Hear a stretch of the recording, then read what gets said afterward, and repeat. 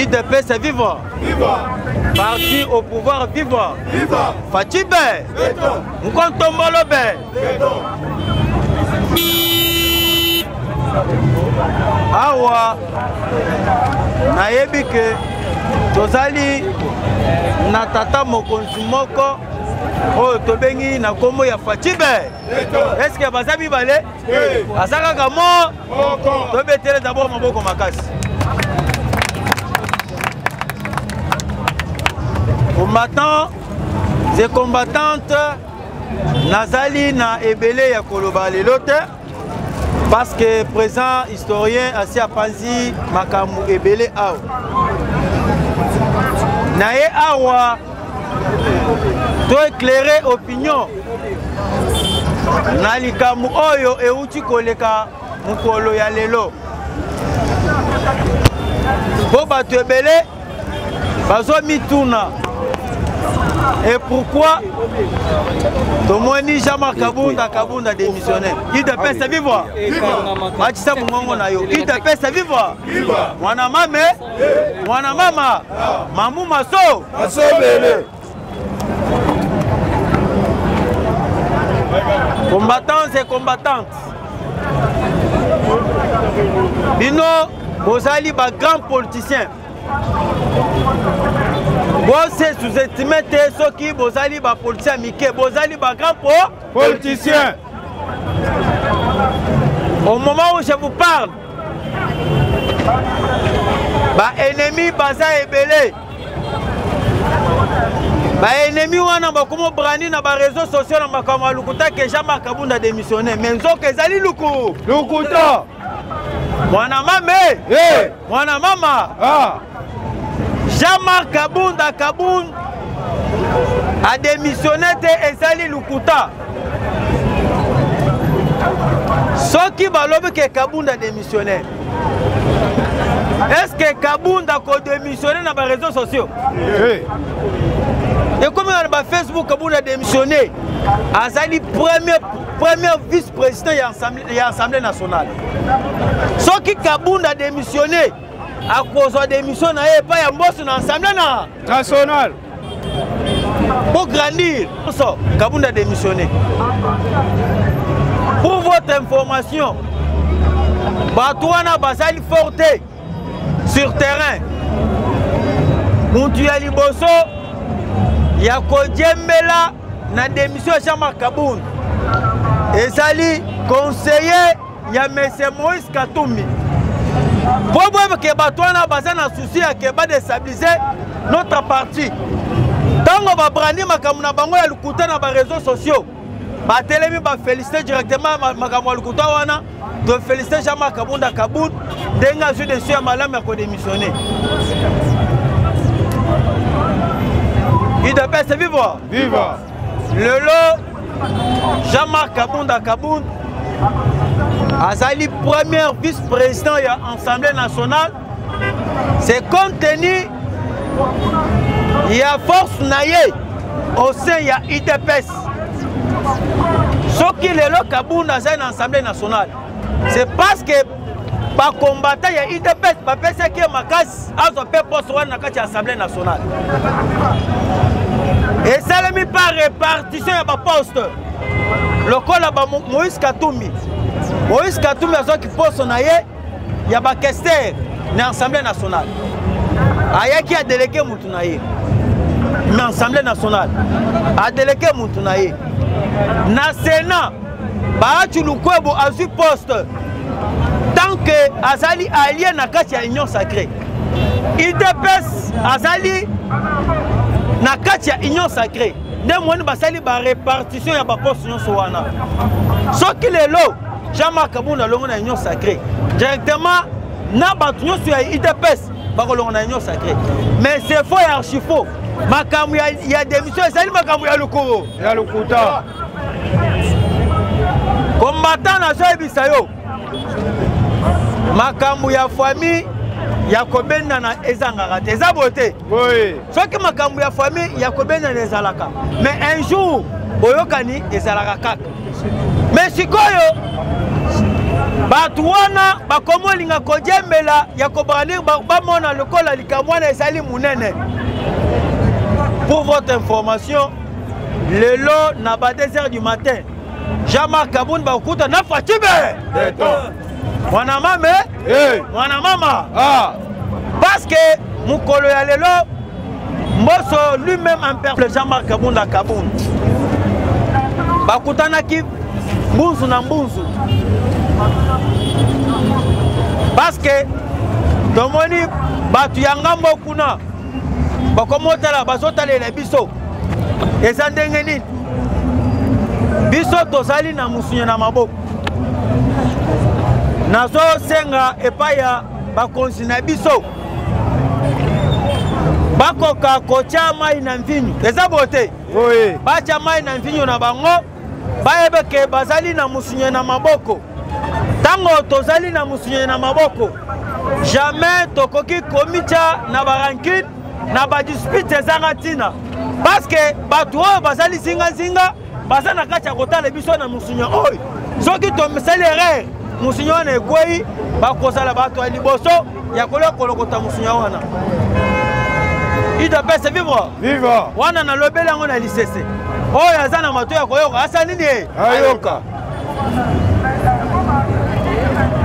biso ITPS, on a l'idée dans ces pays pour un état de droit dans ces pays.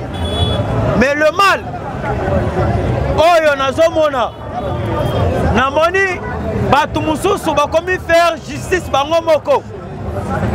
J'aimerais nasongela na makam oyo elekaki na poilu na expliquer bino ndenge elekaki na poilu. Tomona ki président Ayi Jean-Marc Kaboun azo mataboye pote akoma na Assemblée nationale komata na ye akutani na mutuka mususu ya plaque ya PR présidence plaque wana ezui sans cynique tango ezui sans cynique bagarde ya Jean-Marc Kaboun bazala sur place bango moko bapusani na mutuka wana bayebisi chauffeur tozo senga yo na botosi okoki kosala effort ya kozwa mutuka na yo ozongisa ngo na sens normal tango basengi bango bakomosala minene non biso tokosala makambo wana te biso tozala awa jusqu'à ce que nzela ekoya nzela ekofumwa na badispute nde bomonaki makambo na bareseau sociaux wana ndenge ekomotambola wana ezali affaire oyo esalamaki na kati ya palu ngai présentement nazokotela muntu te nazoloba kaka vérité eza bote mibeko elobi d'abord sans cynique ezalaka interdit batu oyo bazosala mibeko bazali badepute na kati ya Assemblée nationale eza bote maintenant soki sans cynique ezali interdit yo oye na sans cynique au violé déjà consigne au violé déjà code de la route. Wana premier point. Na deuxième point, na makam oyo boruti kolana ya désarmement. Ezali pe acte oyo tozo condamné yango. Parce que violation ya domicile ezali condamnable. Il te peut vivre. Kokende ko violer domicile ya mutu. Ezali condamné par la loi. C'est pour cela na lobby boye. Nazo kotela muntu te, nazo condamner muntu te. Ngai nazo senga d'abord soki ke batu ya garde républicaine ba monaki ke président Ayi asalaki erreur. Bango pe balingaki bakoya pe na erreur te. Bango balingaki bakende ko saisir justice, c'est ça bote. Parce que na mboka oyo tozali na justice. C'est pour cela makam oyo esalemi biso tozo condamné pe yango Parce que nous avons souci, il y a qu'à travailler, il y a qu'à payer cet état mon conseil, moi qui faisais béton majorité en 2020. 21. Il de paix c'est vivre. Vivre. Dès na yango nazo senga bino mingi combattants. Ayez vos apaisements. Le président Ayi n'a pas démissionné à l'Assemblée nationale. Il est bel et bien premier vice-président de l'Assemblée nationale. Batu Oyo, Batelemaki, Bona concéder ma poste clé et pas il y a M. Katoum et aussi M. Jean-Pierre même. Et Sali Jama Kaboun et le secrétaire général Okisenka. Il devait se vivre. C'est pour ça que la nation est Sabino. Batouana Balingate Dioana Ezala. Ceux qui Dioana Ezali, Bakolingaba Babounisa Dioana. Il devait se vivre. Papa, Moni, Zambé a Kelly Moutignon Stou na 6e sens. Moussousou a Koki Koloka Likamoboy. Associé les gens sur décision. Moussou Soyoki Likambo, pour sa décision, ça doit lui prendre du temps. Il doit passer vivre. Vivre. On a passé le message, il faut que ce soit là. Mais il faut que ce soit le message dans la zone. Guerre Oyo et Zali Awa, présentement. Et Zali Guerre, il y a qu'à diviser notre parti. Combattant, Pessanga Litoy. Et Zali Guerre, il y a qu'à diviser notre parti. Mais Mituna, ce qui est là, parti et Kabouani. Yona ngai toke na parti ni. Yebisa ngai. Na lit oyo to sali pendant 37 ans. Toko sala ni pendant 37 ans au biso to sali. C'est pour cela makam oyo ezole kana présidence. Ezali makam ya côté lemela. Eza beauté. Oui. Ce qui est le président aya telemi alobi no makam ya ba conseiller wana ezali mabe. Est-ce que c'est l'erreur? Il y a comme il y a ba guerre ba conseiller wana tant que Fachi azali banda. Fachi libanda le même conseiller en complicité na directeur ya cabinet à mon konsamboka. Ba travailler makam wana ba pesi ordre de pas un colonel. Ba pesi un colonel ordre à quitter Abemi Bajir dans bunda na mboka oyo. Ba conseiller basala ki libanda bazola ba shawarma. Il de paix c'est vivre. Vivre. Lorsque Kabouya secrétaire général Okisen Kabouya azo bunda na mboka oyo ba conseiller basala ki libanda. Lelo biso tosi pouvoir ba conseiller ba ye lokola ba mbinzo. Bazui misala na présidence. Tango bazui misala soki lelo musala ezali ya kokata ba fleur na présidence. Bazo bosa na ba combattant. Bazo kende kosa bandeko na bango. Il te pèse vivre. Vivre. Na présidence soki ozo kata ba fleur. Bazo pèse plus ou moins ba 2 millions ba 3 millions. Soki lelo combattant azo so 3 millions. Ba foutien na présidence. Est-ce que ça m'a bé?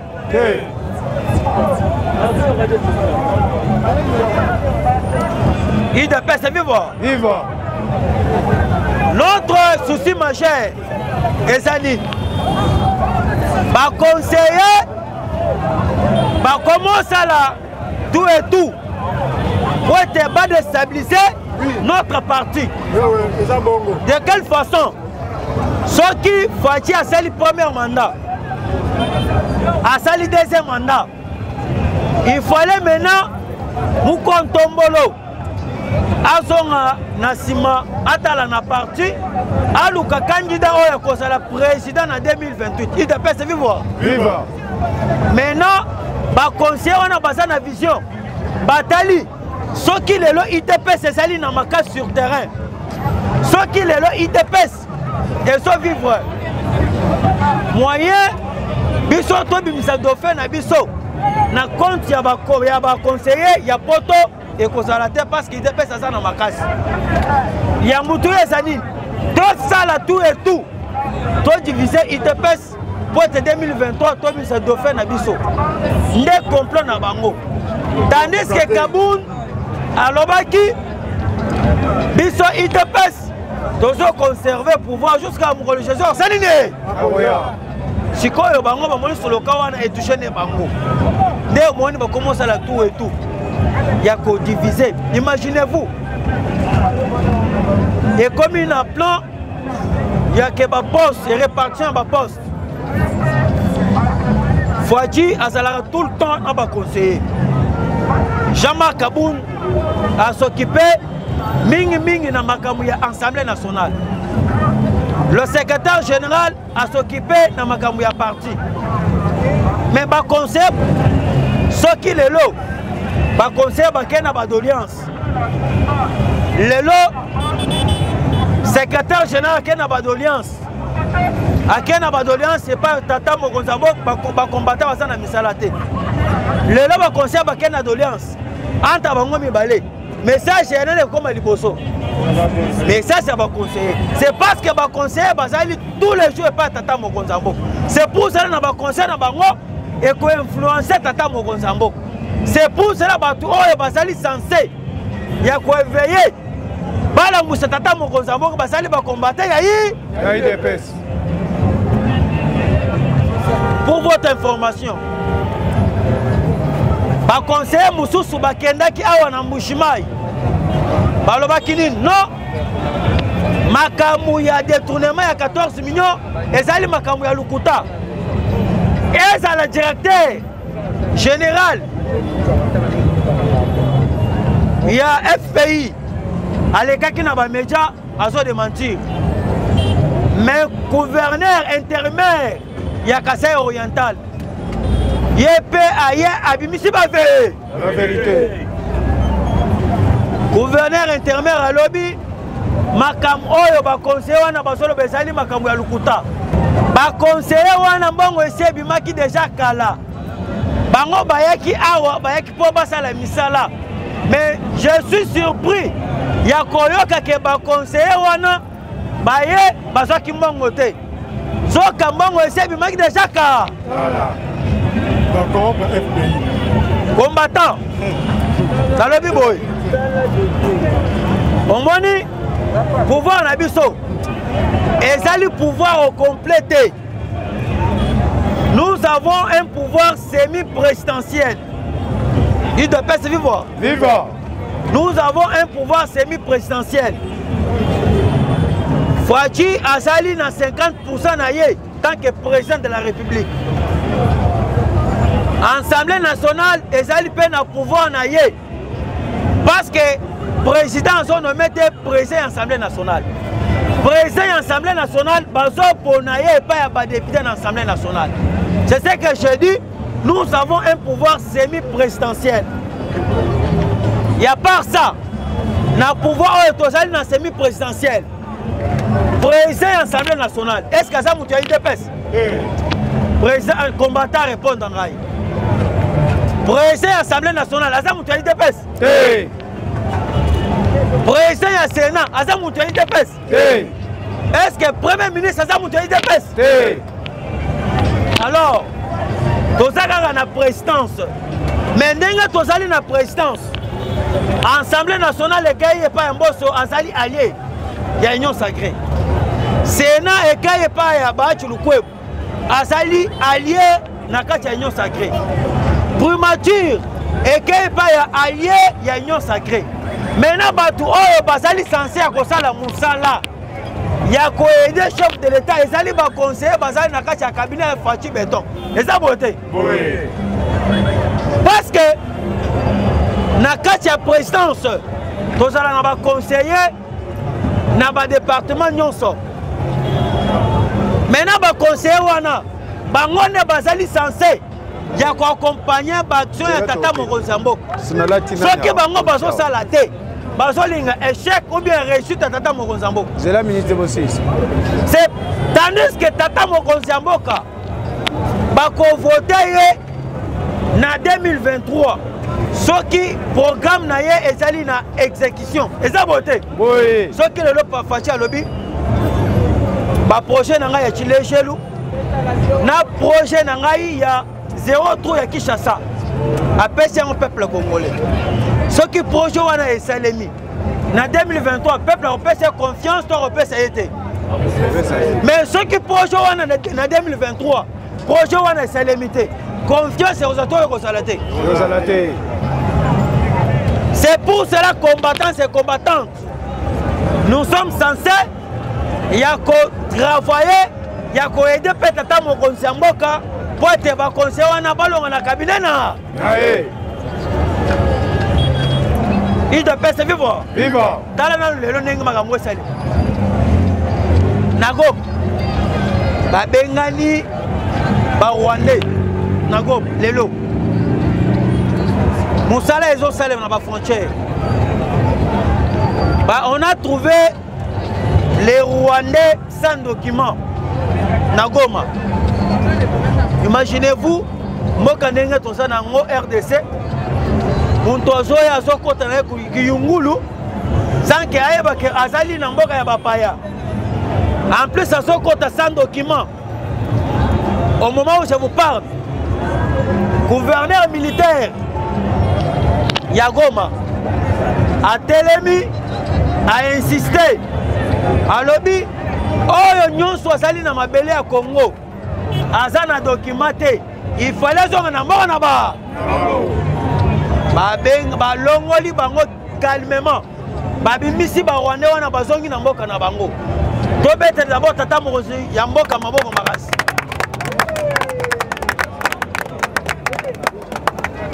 Il de paix c'est vivre musala ebani déjà dans la zone c'est bino musala ebani combattant boss à la vigilance. On vient de financer 450 millions de dollars américains parce que Euchi Koleka na conseil des ministres. Fouachi a instruit déjà premier ministre Babi Misa 450 millions de dollars américains pour passer là projet à 145 territoires. Projet à 145 territoires et ça projet munene. Projet wana batoyo bako bénéficier yango. Bazali peuple congolais na ba combattant ya IDPS. 145 territoires ceux qui lelo ba financer ba lobby to ça la territoire kingani. Na territoire wana to cha ba wenze. Na territoire wana to ça la ville. Na territoire wana to cha ba stade. Na territoire wana tout ça le développement, tout ça la bansela. Nous sommes les gens contribuer pe na ba misala ba congolais ba koza misala par rapport à ba territoire na ba territoire. Sur 145 territoires to sali na mboka oyo. Kabila n'a rien laissé.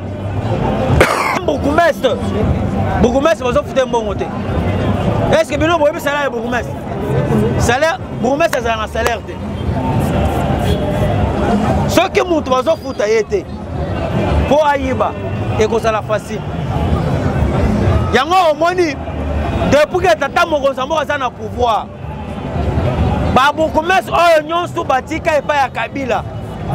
Baza na kacha ko saboter l'action ya Tata Mokonzi ya Mboka. Awa tozali na commune ya Lingwala eza bote. Oui. Soki okoti na ba avenue oyo okomona nzela ekufi, nzela ekomi mabulu, oleki boye okomona ba salité, okena nyangwe. Salité na ba salité. Mais pour votre information, Nazoe Bisabino, Fouachi a la bango déjà surprise. Le 20, il y a moi Oyo. Fouachi a la bango surprise. Fouachi a kobanda kotambola dans toutes les 24 communes à Kinshasa. Est-ce que combattant ça? Azali. Mwana mame. Mwana mama. Ah. Mamou maso. Masowele. Fouachi a banda kotambola dans toutes les 24 communes ya Kinshasa. Peut-être à Kobanda déjà na commune en Sélé.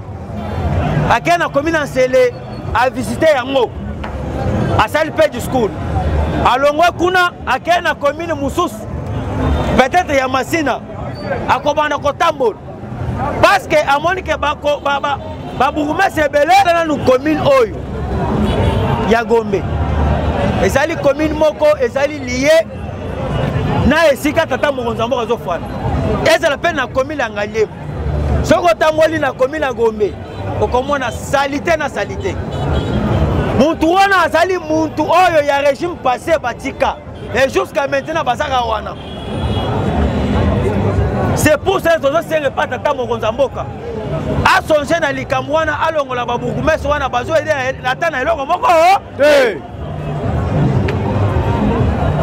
il de paix vivre vivre oh to chité to kota na message asu